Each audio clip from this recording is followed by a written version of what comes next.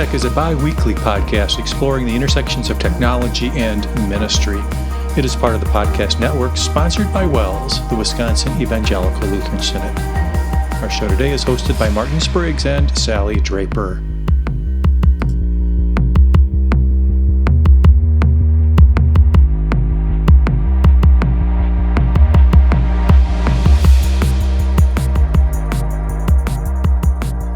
Welcome back, everybody, to WELSTech. This is episode 691, and we're recording it on October 6th, 2022. My name is Martin Spriggs, and this is a show about technology and ministry and where those two intersect. And very thankful to be back. And the person who held down the fort, Sally Draper, is back for more. Hey, Sally.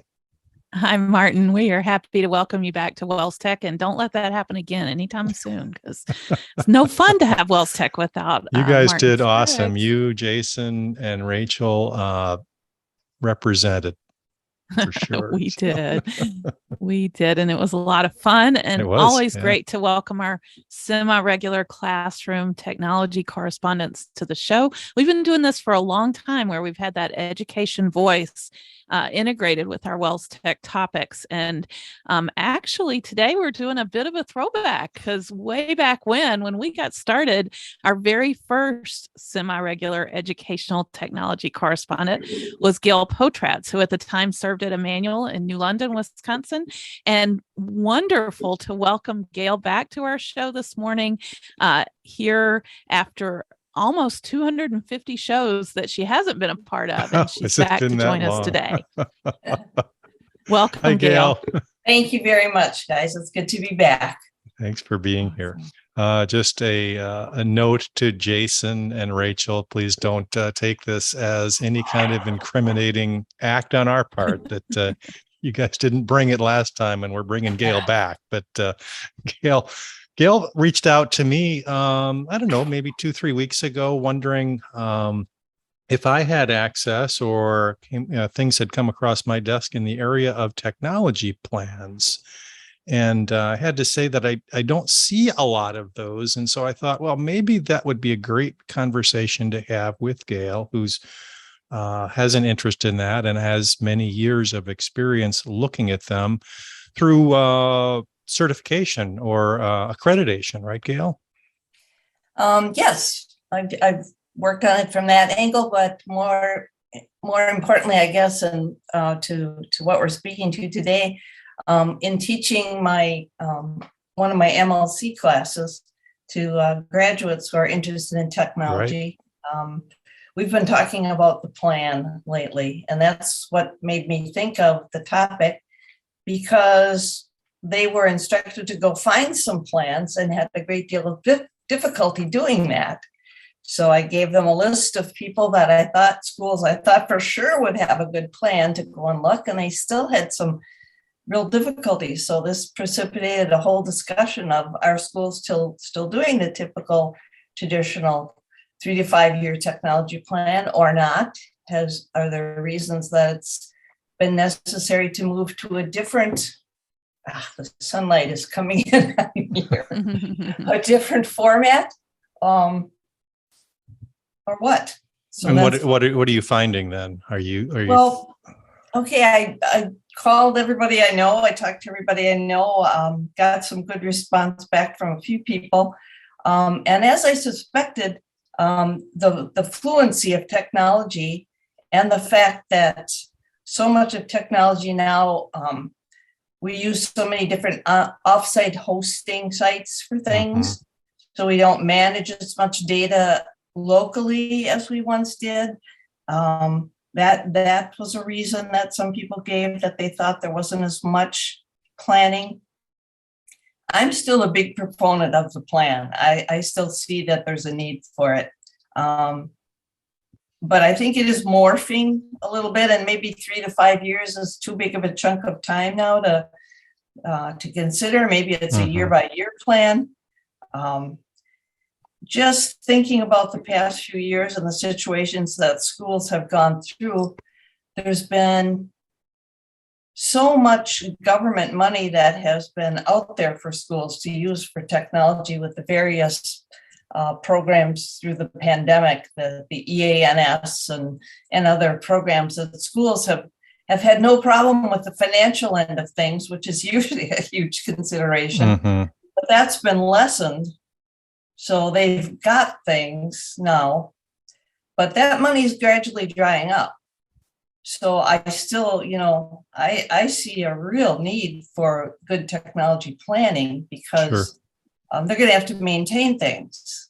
And that's not going to happen automatically without a plan. Right. So I think the need is still there. I think it maybe 3 to 5 years is maybe not as strong as it used to be, but I think there's every reason to still do that planning. Mm-hmm. This is just anecdotal observations that I've made over the past year, especially. You make a great point. A lot of money has come into schools, and it seems like there's more technology than ever in schools. And we could talk about not just schools, but churches too. So there's a lot of technology there, but there doesn't seem to be always a rhyme or reason or coordination of it. What are we doing with it? How does it integrate with other technology purchases? Where does this fit in with our courseware? Where does this fit in with other things that we're doing in either educational technology or infrastructure planning or staff training, course and student management systems? How do they all fit together? And I think that's where a plan really shines, is if you look at big picture, here are the moving parts. Here's what we're looking at this year. How do we parse this out? How do we get our staff up to speed? And then gradually bring these other things in a coordinated kind of common sense way versus we're going to throw everything in there and, what sticks and what doesn't. That just doesn't seem like good stewardship. Right. I would definitely agree. So maybe we can, go ahead, Sally. No, I think I'm going the same place you are. You were alluding to some of those different pieces of a plan. If I have no plan at my school currently, what should be in it? And interestingly, I was reminded that we have a WELSTech wiki page. So back in the day, we used to have a pretty robust effort in sharing documents and things. And it's funny, Gail, because one of the school example plans that's out there is from Emmanuel in New London, but it's about 10 or 15 years old. Yes, we have talked about that one and the other ones, and I have sent people to that page many times to look for those things.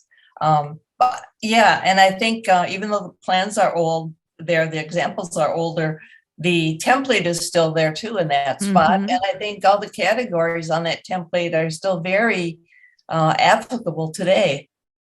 Yeah, definitely. So do check out our page for school technology planning. And there's also a page for church or general technology planning. And there's a template there as well. So there's definitely some good starting points here in the WELSTech wiki, if you want to go that direction.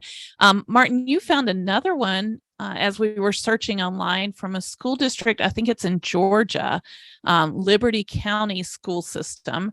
And that one also has kind of a good outline for you to begin to digest and see if that's going to be some of the things you want to include in your plan. So we kind of have some notes that we've put together where we picked and chose from all these different things and just kind of listed out some of the things we thought should be included.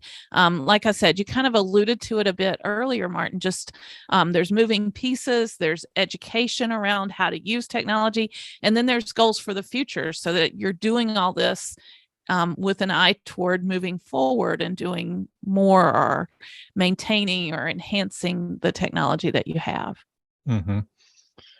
Gail, you raised it. Oh, go ahead, Gail.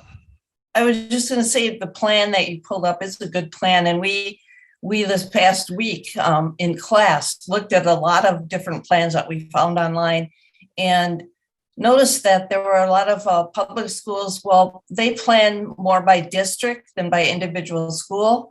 So when our folks look at those plans, they're kind of overwhelming in a way because it's such a big scope.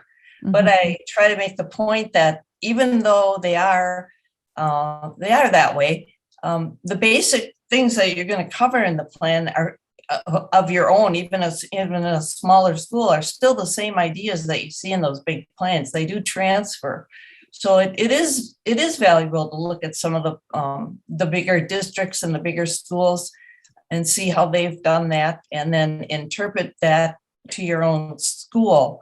I find that in our WELS schools, there are a lot of small WELS schools still. And there's one person at the school who's already usually the teacher, sometimes still the principal, or even the pastor that's doing the technology for the school. I still run into that all the time. Mm-hmm. And so these people don't have the advantage of having a lot of human resources, on staff to help. It's a one-man show many times. And so to try to equip them with things that are actually going to help them specifically, I think is really an important thing to do. They're looking for that. Right. And I think a couple of things without a plan kind of get left out that are super important that we've talked about many times on the show. One of them is policy management. What kind of policies need to be in place? So a technology plan enforces that and says, we need this and this and this for these reasons, whether that's an acceptable use or social media policy, or just a lot of the things that really, if you're not thinking about them, are things that you'd rather not think about, and they kind of get set off to the side, and you don't feel that you have the skills necessary to craft these things. But putting them in the plan and then assigning them and reviewing them and going through that cycle year after year is critical for just the health and stability of any organization. You need those tools in place, and you need a process to review, revise, communicate, adopt, et cetera, et cetera. And I think, as I mentioned, the other area that I think falls down a little bit without a true plan is coordinated use of technology and training. So, yes. in a place without a plan, there's 3 different student information or learning management systems in place. So one teacher's using Schoology and one's using Google Classroom, and there's no shared knowledge. Everybody's kind of on an island, and then there's no coordinated training or best practices, and it's really an inefficient approach to managing the technology that you have, regardless of whether it is a online service or not. In fact, sometimes I think the proliferation of all these online services that you can sign up for in 30 seconds creates more of a problem than it solves, because now you've got inconsistent adoption, and everybody's doing what's right in their own eyes. And I think that's what a technology plan solves. Don't you think, Gail? Yes, you're speaking to curriculum now, and yes, right. Because your technology curriculum is also part of your plan, underneath that bigger plan. And if you don't have certain things that are going to spiral up through the grades and everybody on board with using them, that causes confusion for the students, and it also causes confusion for the parents. The parents in a school like to have that consistency throughout the grades, in their, like the SIS reporting system, mm-hmm. or whatever, Right. So yeah, that's a very good point. Sounds like the time of the judges to me. The wild, wild west can happen very quickly and get out of control. One area that I'm kind of sensitive to that we haven't really touched on, and maybe it falls under that policies area, but just all the data that's generated throughout the use of this technology and keeping that safe and handled consistently governing and its managed. Use. Right. Yeah. So, if someone's off in Google Classroom and someone else is off in Schoology and they're uploading information to those and things like that, how do you rein in and control the sharing of data and documents and storing all of that and stuff? So lots of things to consider. It can be daunting, but I think having a template or a checklist or something at least gives you some structure. And maybe you don't fill in all the blanks immediately. Maybe you don't have a complete inventory of all your equipment or your support policies, laid out to the nth degree or whatever, but at least you have something to work towards and know that they're important considerations. What kind of feedback, Gail, are you getting in your class when you talk about technology planning? Do they see a need? Is this a graduate level course, or what area are you teaching? Well, actually, I do. Right now, I do some undergrads and some grads. Okay. But it's separate now, which is very good thing. Mm-hmm. So I'm speaking mostly about the graduates because the undergraduates don't yet have that background. But the graduate students, have been out teaching. Some of them, they're all younger than me, of course, but some are brand new, but some are, middle of the road and up in those years. So they've been around for a while and they recognize the importance of a plan, but a lot of them have never been, I think it's the first time they've really seen this laid out for them, the policies, the planning, all the things that need to be really in place to make sure things go well. And the takeaway usually is that they're grateful to have the background and to know that so they can now do a plan. They get the idea that now they're equipped to do that themselves. Right. So I think they see the need. They probably feel the need while they're swimming in it. Mm-hmm. And then they're glad to, have the discussion around it and some education that gives them a little idea of how to make that happen. And Sure. You mentioned a very good point when you say a little at a time, Sally. You don't have to. You can't change it overnight and make everything, put everything down on paper overnight and make it all good. But the fact that you're working toward it and you have a plan gives your plan validation right there. And I'm guessing by the time you achieve everything on the checklist, it's time to start over and cycle through it all again. Technology changes, it seems. Yeah. And so, always looking at it and revising it. Yeah. One last piece of advice, I guess, that I would give to anybody responsible for this is really don't try and do this by yourself if you can at all help it. You need to involve as many people as possible, certainly other faculty members if you're in a school or if you're in a church, some leadership, and then leverage the people who've actually, do this. There probably are resources that are very familiar with technology planning, or could be, or at least planning in general, and then share some of those responsibilities. Yeah, if you're the technology director, you're ultimately responsible, but engage the principal, engage faculty, engage office staff, parent-teacher organization. Those kinds of connections are going to be important in building a plan that is not just you sitting at your desk in front of your computer, clacking these things out. It needs to be useful and needs to be appropriate to your situation. And the only way to do that is to involve those other people. As you described that, Martin, I'm reminded of going through the WELSA accreditation process in one of the congregations that we were a part of, and how exciting it was as a layperson to be brought into different committees that were part of that process.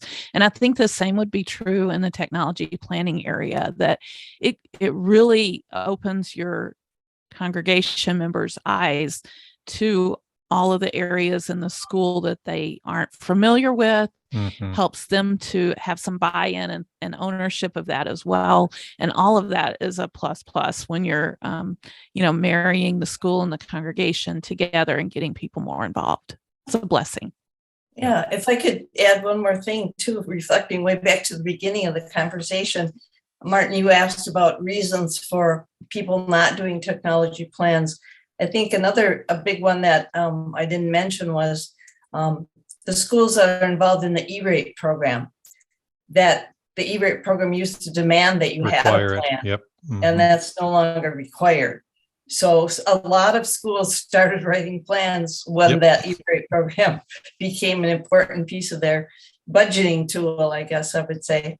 And that's been, off for a while. It doesn't mean it won't come back, in the future when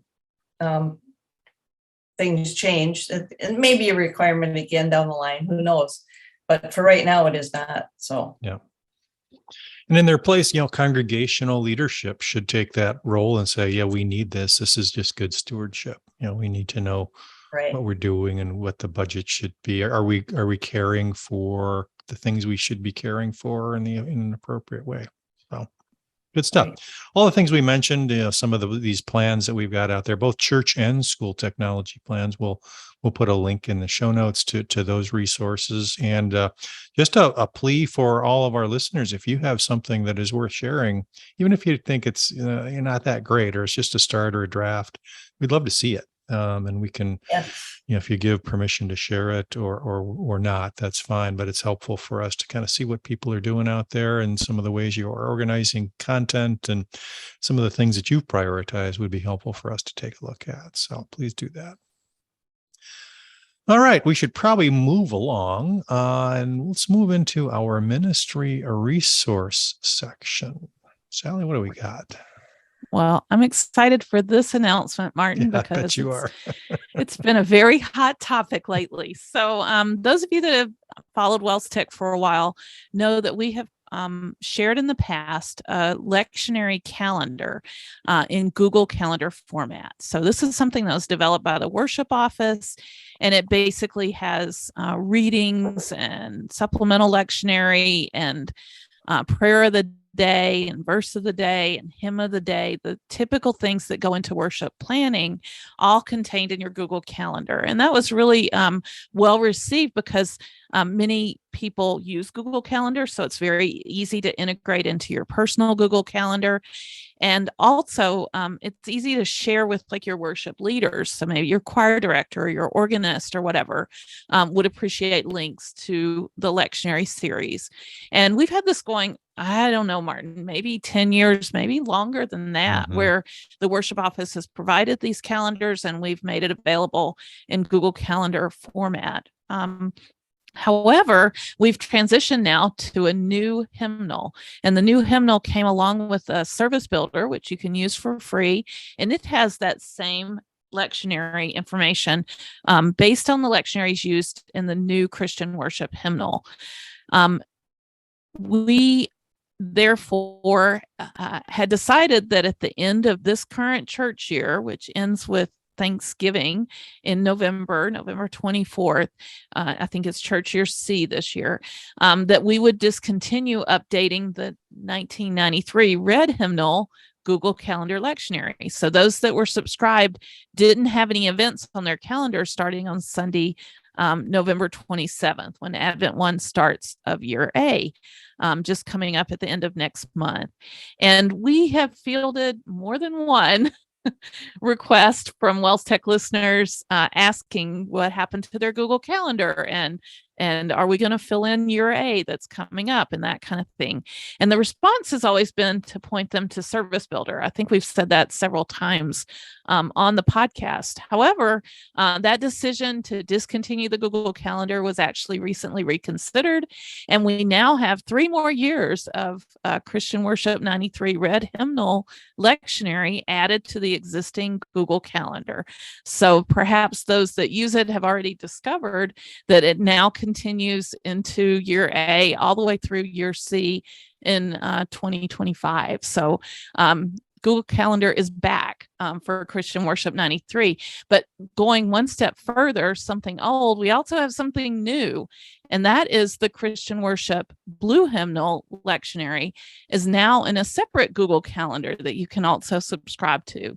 And it has all the readings. It has the hymns. It has the different acclamation verse, so the verse of the day and that kind of thing included in this. And it moves forward into year A, covering all the Sundays and events in year A, following the new lectionary from the blue hymnal. So now you can take your pick, or you can have both if you want, in Google Calendar format, easy to access from your personal Google Calendar. We did have a question about how to subscribe to that. And I just wanted to point out that when you're on the Google Calendar, we'll have links to them in the show notes. There's a Google Calendar icon in the lower right corner. It's not super obvious. You have to look for it, but it's down in the bottom right corner. And when you click on that, it will allow you to subscribe to that calendar, which integrates it with your personal Google Calendar. So use that link in the lower right corner to add it to your personal Google Calendar.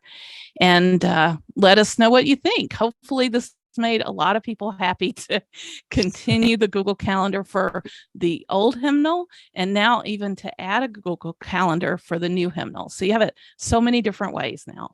So there you go. Merry Christmas. There you go.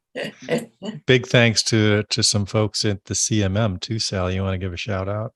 Absolutely. We want to definitely recognize Sarah Krause, who works in the congregational services area and basically did all the work to get these things in the right format and uploaded to Google Calendar. So we really appreciate her help, as well as the folks in the worship office, Pastor Brian Gearlock and Laura Martin. So thank you very much.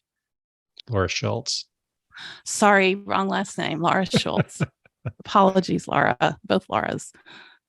All right, let's move on to our picks of the week. And we let our guest hosts go first. Gail, you've been out of practice. 250 episodes ago was probably the last time you had to come up with a pick. Hopefully you can dust off those skills and bring something to us today. Well, I could probably give you 250 picks. That's right. You've been saving them up. All right. Settle in, everybody.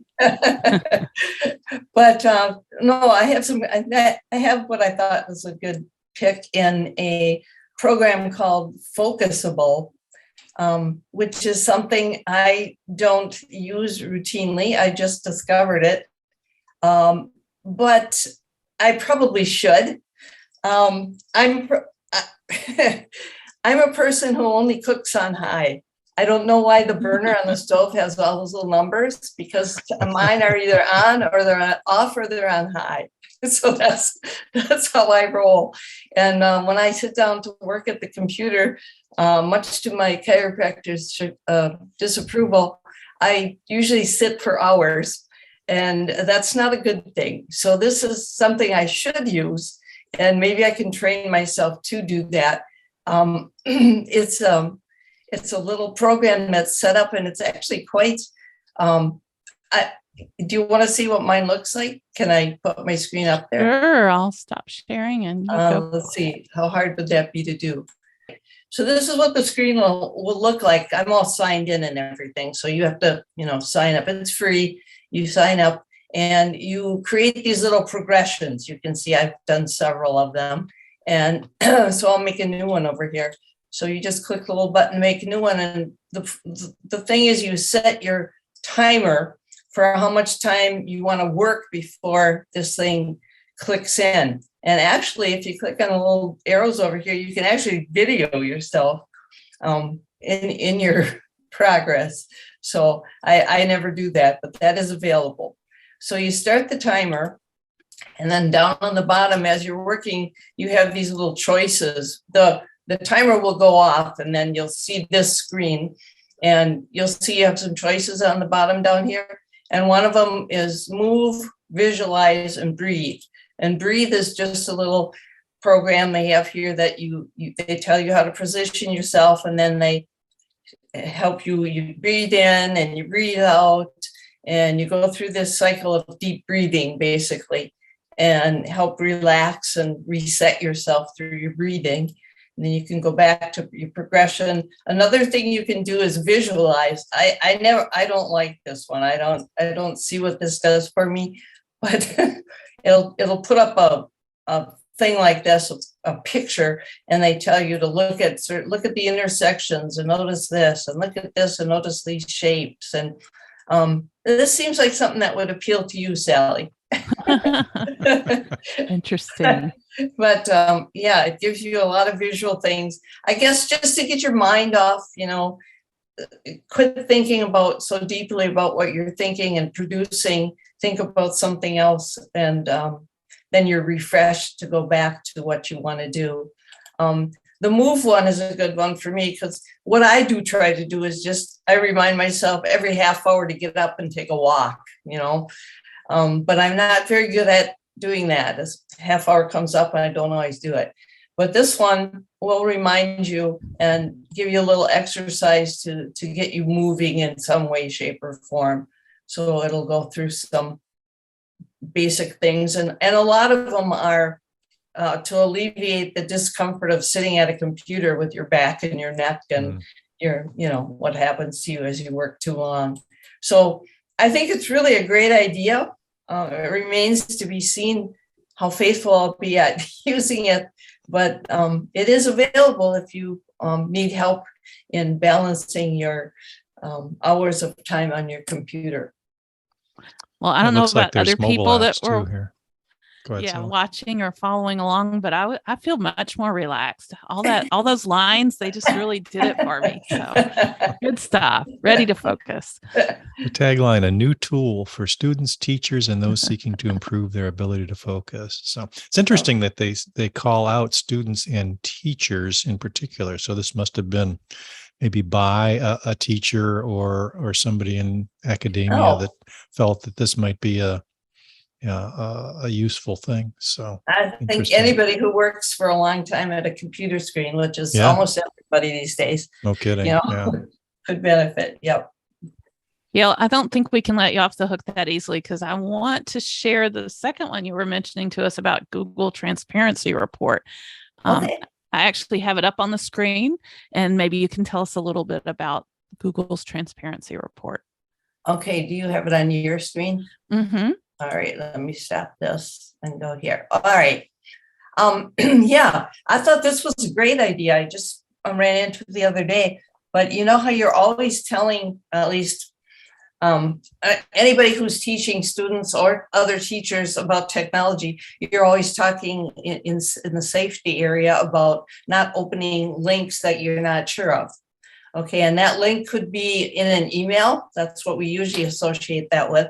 But it could also be, I run into lots of stuff on Facebook with that I don't know if I should click on it or not. Mm-hmm. Even sites that are trying to sell you things, this is kind of, this is appropriate too.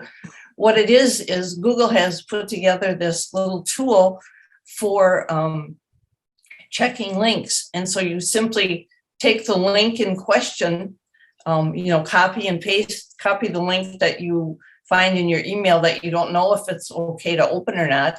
And you go to this Google Transparency tool and you just paste that link into the bar here and click, and it'll tell you no unsafe content found on the WELSTech.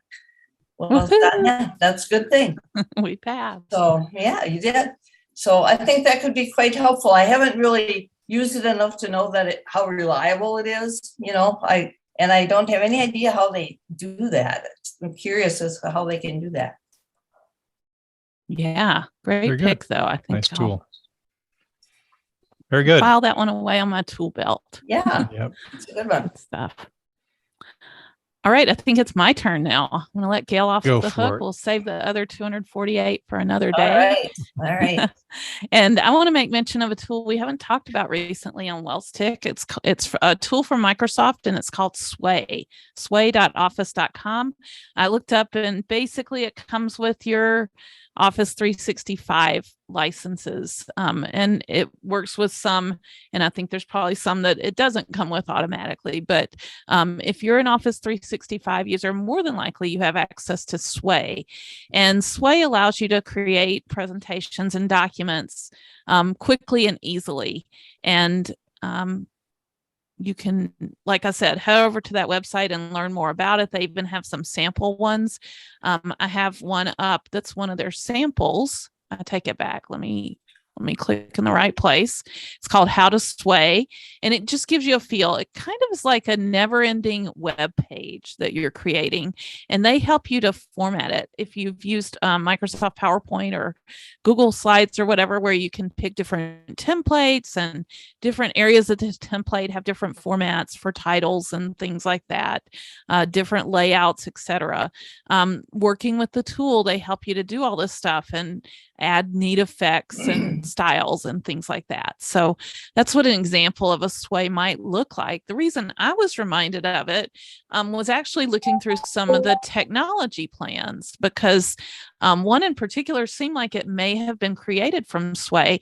And what's cool about it is it's really neat for, like I said, a never-ending web page, but it is developed in a way that you can write it to PDF and make use of it as a document as well. So when you're logged in on your Microsoft account, there's tutorials and things that'll walk you through how to do different things. You can go to the Sway main page and just create a new one and add titles. Maybe it's your tech plan. Easily add different backgrounds and things, do searches. I'll just search for a school and throw one in here and say, add that. And then you have the beginnings of something that looks really nice and professional for your technology plan. And once you're done developing all the different pieces of it, you have the option of printing or exporting. Either way, you can print to a PDF or export as a PDF, and it becomes a document you can share, but it's designed in this really pleasing way. And so a really good way to put together different information you want to share. Again, it could be a slideshow you're developing or different documentation or whatever, but maybe think of a tool that showcases the information, makes it more pleasing for those that have to digest the information. Martin, you and I used it to write a book once. And I was reminded of that as I opened up my account. All the different chapters of our book are here on my Sway account. And we literally put a whole book's contents in here. So you can see as we developed it, lots and lots of text. You can do different formatting, all kinds of things. And it turned into a very pleasing way to read the book online, chapter by chapter, but also to print it if we wanted to print a PDF, that kind of thing. So that's one example of how we use Sway, and it just reminded me that it might be a good place to develop your technology plan for easy and pleasing reading of something that is kind of technical and things. I enjoyed digesting the technology plan that we found online because I felt like it was developed in a tool like Sway or in Sway itself. You can't really tell because it's printed to PDF, obviously, but it looked like it may have been a Sway format. So thought it was worth a mention. So I had totally forgotten that we use that for that book. I used that for that book, so that's why you forgot. You wrote the book. I put it in Sway. How about okay. I think we've had Sway as a pick before, probably when we were doing the book. Mm-hmm. But I've often thought that congregational annual reports are super good candidates for a tool like that. Mm-hmm. They're normally, kind of a newsletter format or worse, just kind of text. And the whole point of producing a report is to have people read it and consume it. And I don't think there's probably enough effort in those kinds of directions to get people to read it. So slim down some of the content, increase the visuals, and I think the chances of it being an effective communication tool go way up. So there are other tools like that. That's why infographics are popular as well. It's just kind of distills the information. It's easier to read, and it's not so it's not so daunting, to take a gander at it. So exactly. I brought back up the example one from Liberty County, and it's, like you said, very well formatted, a little more graphical, but then there are some charts and things. It's not unable to share things in tables and graphs and things like that. So you definitely can integrate that kind of stuff, but it's not the whole document. The rest of the document is a lot more reader friendly. Yep. Good stuff. All right, I think it's my turn. My pick of the week is ReadWise. It's at readwise.io. And I've been familiar with this tool for quite a long time, but have never really used it. And in prep for the course that I'm teaching next semester at MLC, I'm doing a lot of reading on my Kindle or Kindle Cloud Reader. I read Kindle books on an iPad, but you could obviously read them in any place you want. But I found that I was doing a lot of highlighting and note-taking while I was reading those books, and I had no way to really get that stuff out. Now, there is a way, there's a website you can go to see all your highlights and all your notes of your Kindle books, but it's not super usable, and it definitely is not super exportable to other tools. So I went in search of a tool that will do that, and ReadWise does that. ReadWise allows you to hook it up to your Amazon or Kindle account. And whenever you take a note, it collects it. It can categorize it. You can tag it.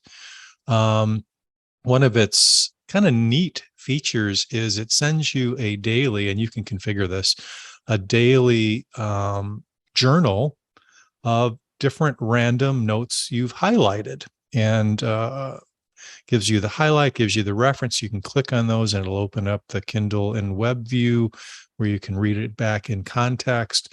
And you're really kind of leveraging the investment. You read that book for a reason. You highlighted that passage in that book for a reason. You took that note on that passage for a reason. Very often that just kind of gets buried with that book once you're done. This resurfaces it. And in fact, I just shared with the team, our CMM team, our technology team, a quote from a book that you and I read, Sally, long ago by Brian Tracy, Eat That Frog. And it was just kind of a happy coincidence and something that, I could spend a little bit more time with, and just kind of reminds me, that was something that could be useful. Which is why I read the book in the first place. So it has that feature. It also has a web browser plugin that you can highlight or annotate anything on the web, and it'll shove it into your ReadWise account as well. So it'll become part of that corpus of all the things that you've captured. And you can attach notes to that. You can tag it, et cetera, et cetera.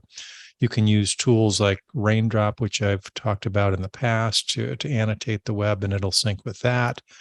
It syncs with Obsidian, which is a personal knowledge management tool that I use. So all the notes from a particular book can be in one note, and then I can begin to copy and paste or create new notes based on those highlights. It's just a good way to leverage the investment that you've made, the time you spent in a book, especially books that are more academic in nature, and have them all in one place. It is not free. It is, let me pull up the site here. You had it open there, Sally, a while ago. Let me look at the pricing page. I didn't notice it is says get started for free. Yeah, it does. $4.49 a month. So it's not inexpensive. And then for some advanced features, it's $7.99 a month. But they do have academic pricing, at least student pricing. And they kind of make it sound like, yes, we offer a 50% discount to students and other members of academia. I don't know if that includes teachers, but I sent out a note to them to see what that all did include. So 50% off of that would not be a bad deal at all for what you get. So $250 a month for ReadWise Lite, or $4 basically a month for the full version, which does all the exporting, and there's other kind of cool features in here as well. So I think worth a look, especially if you are a digital reader, which I'm always kind of have been since the Kindle was introduced. But now when I'm reading more and more books for different purposes, I find this to be super useful to leverage that. So that's readwise.io. I'm smiling because longtime WELSTech listeners will know that I've always been a fan of paper, and you've always been a fan of digital. And my goodness, this gives me a good reason to reconsider that. I love the idea of pulling all those notes together, and I can comprehend in the moment, and I hang a few tabs in my long-term memory, but pulling together my notes would be super valuable.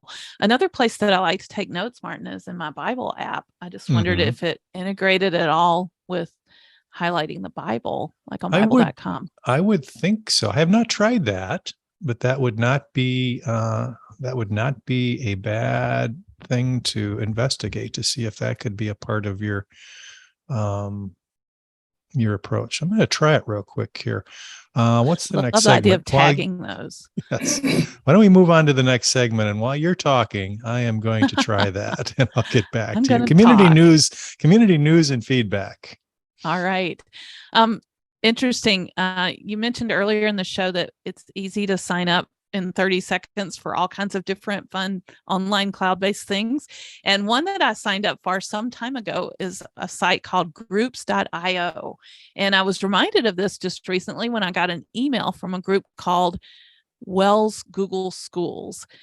So I had to kind of dig into the long-term memory. I think you helped me a little bit with this, Martin, but it used to be that Google had a social media platform called Google Plus. Anybody remember Google Plus? And I actually liked Google Plus. I was really sad when they shuttered that. But one of the things that had been developed on Google Plus was this collection of people interested in other schools using the Google platform for their schools. This is long before COVID and this major shift.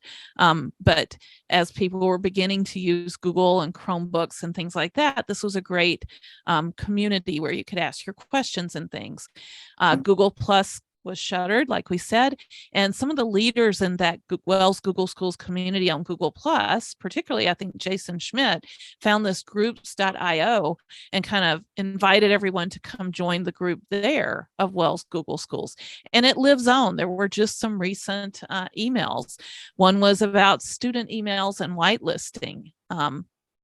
Having issues setting up email whitelist in the admin console, and they're asking specific questions about that. And I think somebody responded right away. And there was another one about Chromebook keys falling off and fixing, kind of some of the hardware questions around Chromebooks and things. And so if you are a WELS Google School and you aren't part of WELS Google Schools at groups.io, this might be a good community to join and participate in the discussions, learn from the discussions that are happening out there. It is alive and well. There's been several different discussions throughout this year. So people are still making use of this in a good kind of focused community on schools using Google products. So we'll include a link. It's a private group, so you can't see the conversations or anything until you create an account and request to join. But we'll have a link to WELS Google Schools in the WELSTech show notes. Let me just plug those WELSTech show notes real quick before I hand the mic back to Martin.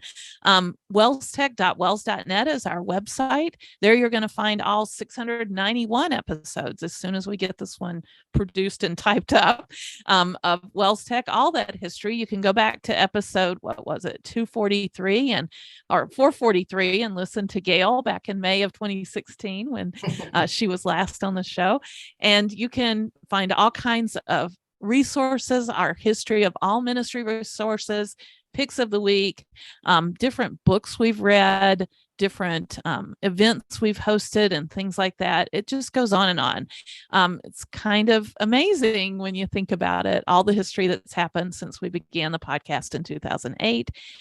That's all looking backwards. We also like to look forward with you, and we give you lots of ways to interact with us and tell us what you're doing in technology and ministry, including our Facebook and Twitter feeds.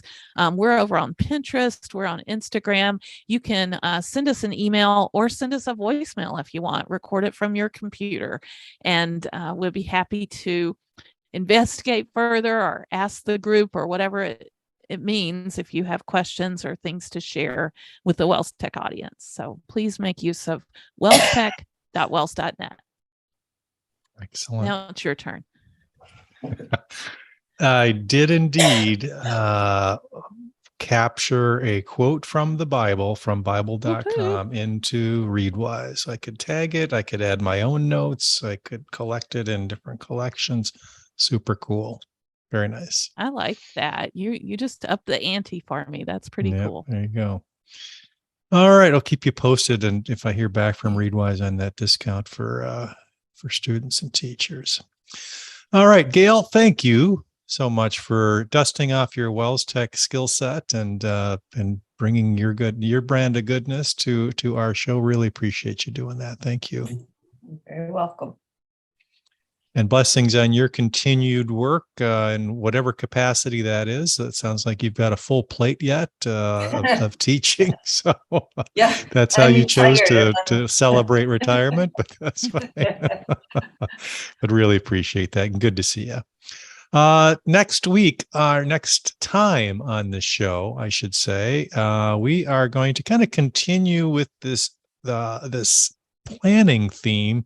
I thought it'd be nice to talk about some planning tools, some digital planning and brainstorming tools. There's been kind of an advent of different whiteboarding tools and tools that people use to collaborate online. And I thought it might be good to review some of those, as some of our planning is done apart from each other. So what's out there and how that might be useful for ministry.